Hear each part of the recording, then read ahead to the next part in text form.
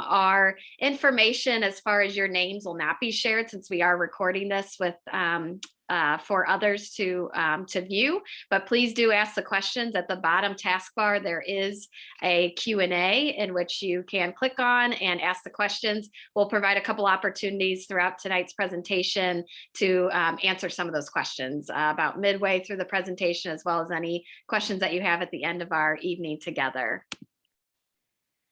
All right, our agenda tonight will be to share a little bit about myself, since this is me getting to know you, you getting to know me primarily as I build the partnership with you and hope to learn more about you as our time at the ECC continues. We also will have our goals. I will actually outline my principal goals for this coming school year with you, as well as provide you updates throughout the year on how I am progressing in those goals. I will share upcoming dates that are prudent to the early childhood preschool. Those dates do look a little differently if you have a K1 and 2 child. That's why I provided that meet and greet last week, as well as an introduction to the kickoff of our Facebook page. We're actually going to kick it off tonight, right after this session together. So if you are on Facebook, we'll be sending you a link to like us, and we have some fun ways to engage, knowing that if you are not on Facebook, we'll make sure we still communicate all necessary information to you, so you're not missing out on anything as well. So starting a little bit about me, this is my 16th year in education, my 9th year in school administration. I began my teaching career in Parkway, as well as becoming assistant principal. Then I went to the Ferguson-Florissant School District. I was 5 years in Ferg-Flor as both a K-6 principal, as well as a pre-K through 2nd grade principal. That time, most recently in a pre-K2 building, really allowed me time to fall in love with the preschool students. That pre-K through 2nd grade model is such a great way to build a school community in which we invest in the early childhood and really focus on our youngest learners and their developmental growth. So it is a joy to come to the Maplewood-Richmond Heights School District that really has that child center approach to the early learners. So very glad to make that transition here. On the next slide, there's a little bit more about myself just on a personal level. So I do love Maplewood-Richmond Heights. I have lived here for about 2 years now with my family that you see on the right. That's us hiking Yosemite National Park here a few weeks ago in California. My significant other, Craig, will be the new assistant principal at the Maplewood-Richmond Heights Middle School. And then from right to left is Neil, who is going to be a sophomore at MRH, followed by Trey in the middle, who will be a freshman, and then Quinn, who will be in 6th grade.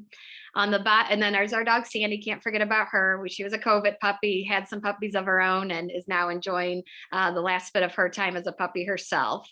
So on the bottom left, I am an adjunct professor at Maryville University, where I received a few of my degrees. I teach some of the Masters in Educational Leadership classes, so aspiring administrators, and some organizational leadership classes. I also love to support local businesses. So Maplewood and Richmond Heights are full of them. So I definitely patron those. Coming from a family that is a small business, so Greenscape Gardens is my family-owned business. My parents own it, my sister runs it, and had a lot of fun growing up in a family business. And then one of my passions is supporting racial justice, especially as a principal, making sure that all students belong at our school, and we're investing in an equitable way for all. The following slide is a quote, and this is a Reggio Emilia inspired quote by Laris Malaguzki, and it is: "Learning and teaching should not stand on opposite banks and just watch the river flow by. Instead, they should embark together on a journey down the water. Through an active reciprocal exchange, teaching can strengthen learning how to learn." And I feel through my meet and greets with teachers that I'm doing right now, and through the little bit I saw at the very end of the school year, we definitely are investing in that teaching and learning is child-centered. And so it is not the teacher teaching the child and the child receiving knowledge. It is more so the child that becomes the key piece to the learning. So I liked this quote in the sense that it is a true journey, and I'm excited to begin that journey with your preschool child. The next is my goals for the school year. So I have 4 main goals that I would like to outline with you. Number one is relationships. And this is the start of forming a relationship with you through this meet and greet. Certainly want to provide more opportunities as the year goes on, and it's safe to come together in a more human connection, face-to-face way, through forming relationships with students, families, staff, and community members. It was a joy getting to meet with PTO, our president and chair already, and doing another meeting with them next week to learn about our families and that community partnership that the PTO has. But I'm also looking forward to getting to know each of you, and especially your children. So forming the relationships will be at the forefront of what I do this school year, being new.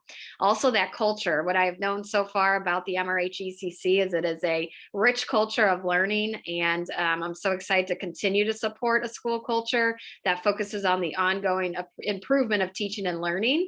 Already so many things are happening, and it's my goal this year to learn what's happening, support what's happening, and engage in what we can continue to do to improve teaching and learning.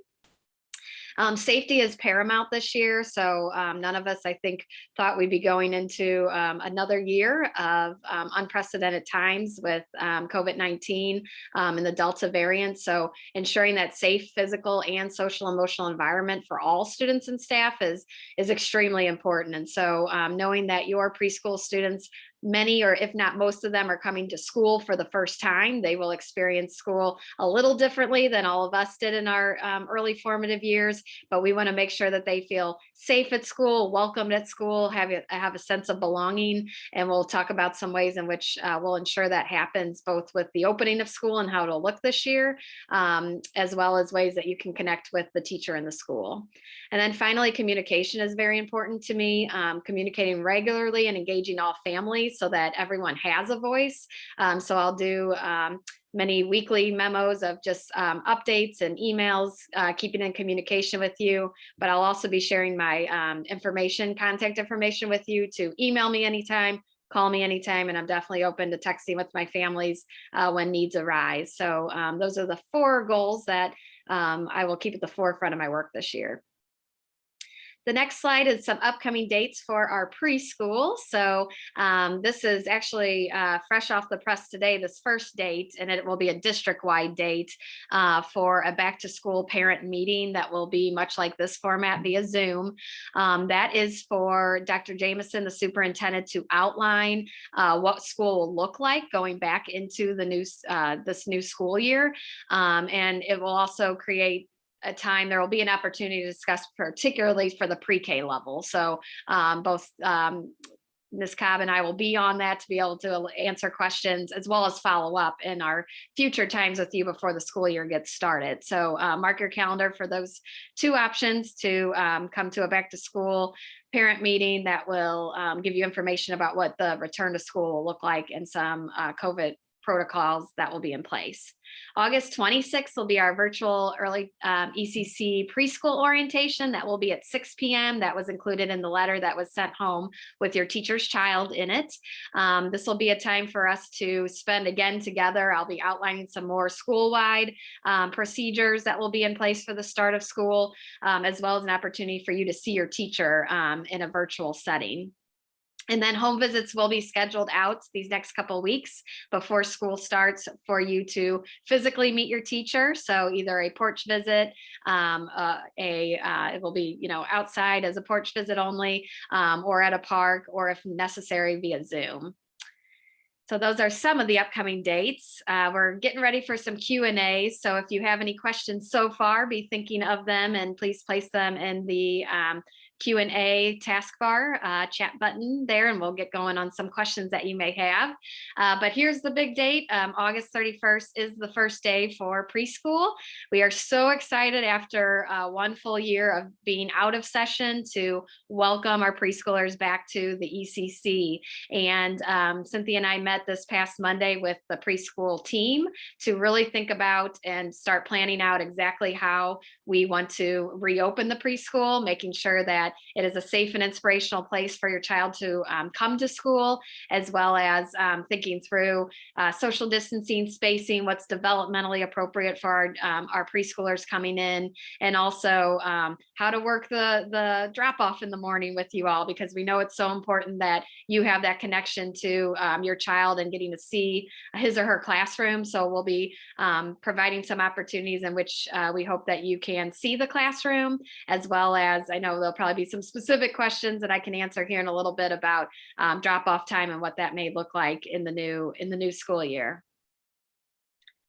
The next slide is something I'll be launching when we get off of here. So it'll be live in the moment here. And one way in which I want us to be able to communicate is through social media. And I would love, if you are on Facebook, to join our MRH ECC Facebook page. There was an older one that is on there if you look up MRH ECC. So you'll be getting a new link with a fresh page that will be coming out. And the goal is to get 500 likes in 5 days, an ambitious one, but please tell grandma and grandpa and others to like us on Facebook, so we can get that social media presence rolling. And there'll be a little challenge for you that'll get posted tonight that we'd love for you to complete in the first 5 days. Again, I'll be communicating any Facebook announcements via email as well. So those of you who are not on social media can still engage in the information as well. This is our contact information. So Cynthia and I will approach everything in a team-like manner this year. We're very excited to embrace the preschool back into the school building this year, and are already investing a lot of time and energy in planning out what that support will look like for both the teachers, as well as being very visible for the preschool team and the students. So we look forward to getting to know you this school year. And then finally, and then we'll open it up to a Q&A. I do see now we have a few questions rolling in, so that's great. My contact information, so I am always available via email. That is my office phone as well as my cell phone. A nice feature about our office phones here in the district is if you leave me a voicemail, it'll go straight to my email that I can listen to it from there. So it's not something I have to wait, till the next day when I'm back in the office to retrieve your message. So that's a great way to get in contact with me, as well as my cell phone, which I'm very open to text as well. So please take that contact information down as I begin to answer some questions that you may have. So if Ms. Cobb could begin asking some questions, we will be sharing those out. Yeah, the first question is, what is the dress code for preschool students? Awesome. So we will be sending out a handbook, and we have been updating that handbook. Cynthia has been a driving force with our handbook that we'll be sending out, but appropriate dress where we don't have anything like a school uniform by any means, but just that all basic body parts are covered and comfortable, but also shoes that are sturdy. So we'll be doing a lot of moving around, a lot of outside time. So shoes that are definitely strapped in and sturdy for the child, but there is no formal dress code as far as a school uniform or anything like that. That's a great question. If you need clarification on that, please do ask. Is there a policy for teachers and staff to be vaccinated?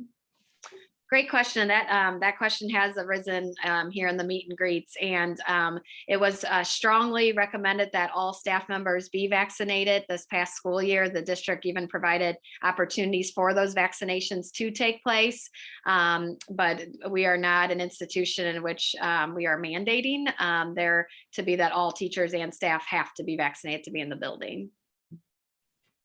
What is the current discussion regarding safety at school and the Delta variant? What is the criteria in which students would go virtual? Excellent questions. So the current discussion is we will follow what last year's protocols were in place for the school district. So those discussions include all students being masked, including our 2-year-olds and older. It'll also look like for definitely the upper grades, plexiglass still in the classrooms, as well as social distancing to the best of our ability. So I can be very specific to preschool. When we have rest time, we have a design in which it's actually a little pinwheel formation in which all students are about are 3 feet apart, and they have, room and space that, they can take off their mask while napping in a safe way that puts them in a social distance format, as well as some other safety protocols of trying not to have too many classes together at the same time. So definitely in cohorts in which the children move around in groups. To answer that second question, in which students, what criteria would it happen in which students would go virtual, that would be in a case where a child does test positive, a child or an adult does test positive, and you have been in consider close proximity to that child, so that you would have to be quarantined. And so what happens when we go virtual is still in the works for what would be preschool appropriate, as far as technology and other ways in which we can engage in learning. However, there will be opportunities for your child throughout the school year, if in this unfortunate case we have to quarantine, to continue their learning. So there will be things put in place so that learning will still happen from afar, and those pieces are still in discussion. How will lunches work? Do they need to always bring lunch, and peanut free if necessary? Excellent. So I'll start backwards and say we'll always, be peanut free when necessary if there are allergies. We will have lunch for all children at the ECC this year. So lunch will be provided by a federal grant that we will have. So they will not need to bring their lunch. The lunches will work in the sense that we're going to make them as easy as possible for the first few weeks, as all of our preschoolers are learning school, and things that might be easier to open. So sandwiches and other things. It will not be at this time buffet style or family style, which is often the preschool model for eating lunch. Right now, it'll be individually bagged lunches for the children, so that we aren't, touching one another's food or anything like that, and to make it as easily accessible to the children as possible. The next two questions are closely related, regarding the COVID-19 vaccination being required for teachers and staff, and wondering if you could share the percentage of teachers that are vaccinated. Excellent. So that is a question that we've had. And so the requirement is strongly suggested that all staff members are vaccinated. However, we do not have that information accessible as to be able to share the percentage of who is vaccinated, as we are an institution that has that, at our hands to publicize. But if there are further questions with that, feel free to contact me, because I can continue to address that issue as well. Has a teacher been found for the 3-day per week class? Great question. And we are excited to tell you we had preschool interviews today, and very soon as HR allows me to share who that person will be, we will be doing that. So great timing, because at 10 o'clock a.m. I could have the answer could have been not yet, we're interviewing, but as of 3 hours ago, Cynthia and I and the interviewing team did just finish up some great interviews, and we'll be very excited to share that person as soon as HR clears it, which will hopefully be by early next week. That name will be shared with you, and that person will be in contact with you. How large are cohorts or classes, and how many kids are napping maskless in the same space? Excellent. So the cohorts, we are all at or under 20. So our class sizes are a little smaller anyway right now. So all of them are between the range of about 14 to 19 to 20. There are 2 options for napping, and that's something that you can have communication with your teachers about. Is we've opened up 2 different spaces. The actual home space, the child's classroom, is one place in which they may be napping, and we have an option of the multi-purpose room, which is a much larger open aired area in which some children will also be napping. Teachers have always worked together to figure out the types of resters, if you will. There are in the preschool. Some children really do fall asleep and nap hard. Others are a little more restless and don't quite fall asleep. So that is the reason we have 2 different locations for the 2 different types of resters. However, we are open to conversations if you feel comfortable with your child being more in one place versus the other. And that goes perfectly with the next question. My preschooler doesn't nap. I see a 2-hour block for napping. Yeah. How are non-nappers kept busy? Yeah, that's excellent. So there are some small, quiet activities. Cynthia, I'm not sure, since I haven't been in the space yet, if there's anything you want to add to that, because I haven't really explored that specific question yet. Yeah, sure. The kids who typically are a light sleeper or a non-napper, they do a quiet rest in the home space. And then, for those kids who do not nap, they are free to, just play quietly in one of the environment studios or on the dance studio right outside some of their classrooms, but they do encourage them to lay down and take a rest and be mindful of their body and just get ready for the second half of the learning day. But there are activities for them to do in case they do not nap. Thank you, Cynthia. You're welcome. And the last question is, you're new to this. I'm also new to this with the first preschooler. What are you most excited about for this school year? Oh, I have to thank you. So, and I love that you share this, because we and you, many of you, not all of you, of course, those that have had children are new to this. So, what I am most excited for, and thank you so much for asking, Dad, is I am excited to see it in action, right? And so everything I've heard about the Maplewood Richmond Heights Early Childhood Center, specifically the preschool, it is just a magical place of learning. And that child-centered approach, and having your child at the center of everything that's happening, that we the teachers are taking notes on what your child's doing and asking these provocative questions that get them thinking and excited for learning, is what I'm most excited about. So to see your child in action with the amazing staff that we have is something that I just can't wait. And although we know that the questions loom largely of this year and some of the restrictions that we have, I know that we will have an amazing year of learning, and hope that you're excited for the opportunities ahead, as well as your child excited to starting school. So thank you for that question. That's a great question. What type of masks are staff expected to wear? That's excellent. So we do have the type that is most safe. So there are some, and I can't quote exactly the type of the material, but the ones that really do have full coverage, as well as making sure that it's CDC approved. The one thing I will say is there are some specific teachers that may, when necessary, use a face shield to communicate. Specifically, some of our speech pathologists or some of our staff members may, at certain points during instruction, have it so because it's important for the child to be able to see the face and communicate in that way. So that would be the times that they may be wearing something a little bit differently, but the district actually has very prescribed the appropriate type of masking, which is important as well. How are students assigned to classrooms?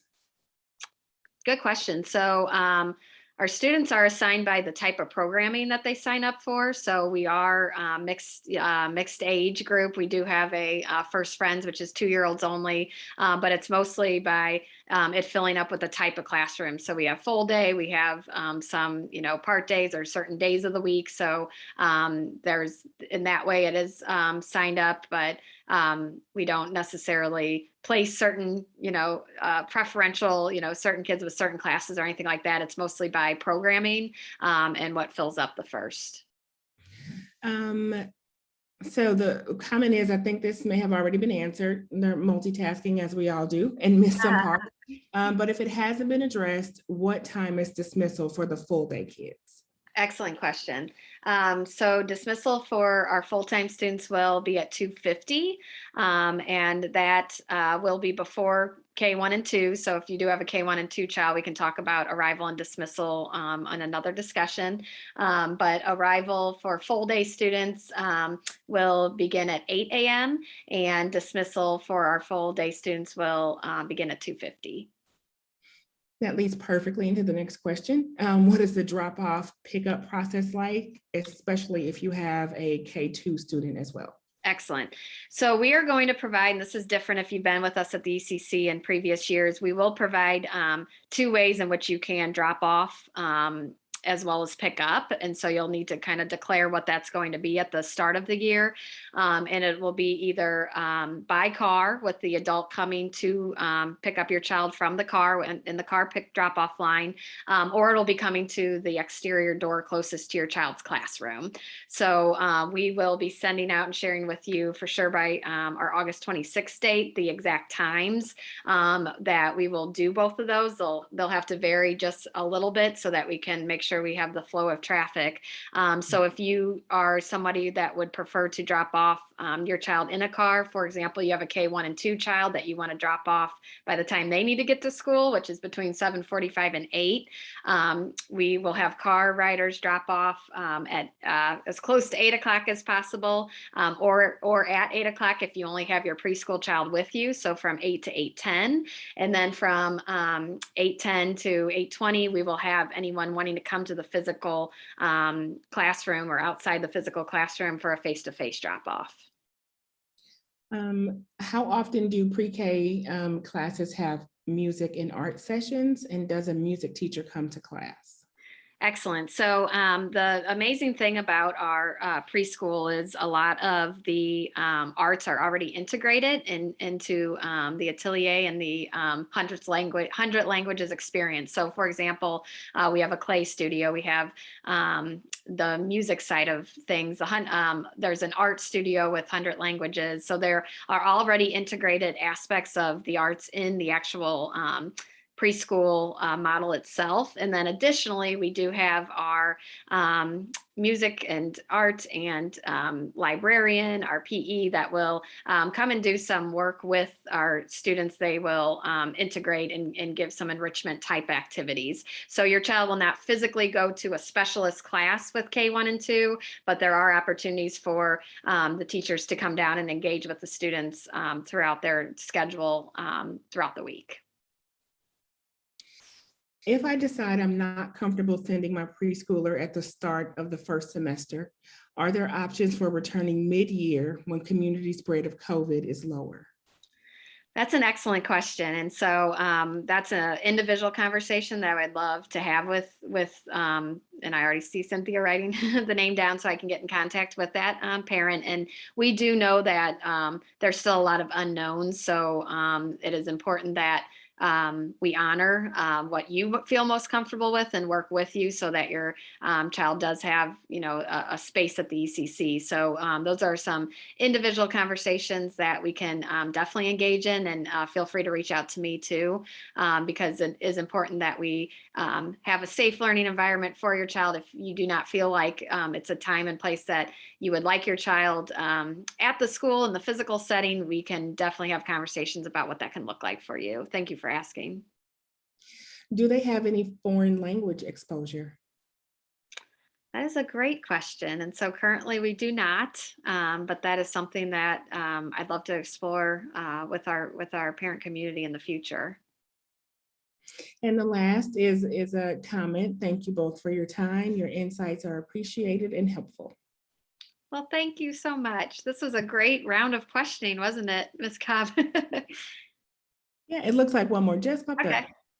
Can you drop off in person and pick up in the car line, or does it have to be one or the other? So at first, what we would like for all families to do is declare one way or the other, because we'll have different lists and just for the flow of knowing who to expect where. However, if there's a schedule in which for childcare or for, walking the neighborhood or whatever it may be, that you need to do a certain thing a couple days a week and a certain thing the other, communicate that with your teacher, and there will definitely be flexibility, but we would like to know in general which way, so we know where to expect your child. And can you go over drop-off times in the mornings again? Absolutely. So if you are going to drop off in the car, and it's kind of, there's a caveat. If you have a K1 and 2 child, we want you dropping off as close to 8 o'clock as possible, because their arrival time is 7:45 to 8 o'clock. So if you want to drop off both children or all your children at that time, closest to the 8 o'clock hour. However, we don't want any other preschool drop off until after 8. So from 8 to 8:10, if you would like to drop off in your car, you can do so at that time. And then from 8:10 to 8:20, we would like the face-to-face drop-offs, where you come to the door. And we'll be sure to communicate all this with you in email communication, as well as sharing that out with you when we have our orientation, our open house on August 26th. Yep, those are all of the questions. Excellent. Well, thank you so much, everyone. We are so very excited to welcome your child into the preschool. This is going to be the start of a great partnership that we're excited to invest in with you as your child begins their early school years. Thank you so much for your time tonight. Again, if you have any questions that arise after this evening, please do plan on attending the August 12th day, in which we will have the parent meeting to talk about more school openings, and that will be communicated with you through the district with a Zoom link. And we'll definitely see you back for open house on August 26th. So thank you everyone so much for your time this evening. Be sure, if you are on Facebook, to like us here shortly. There's a challenge for you on there to do with your child, and we so look forward to August 31st. Thank you so much, everyone. Have a good night. Bye, everybody.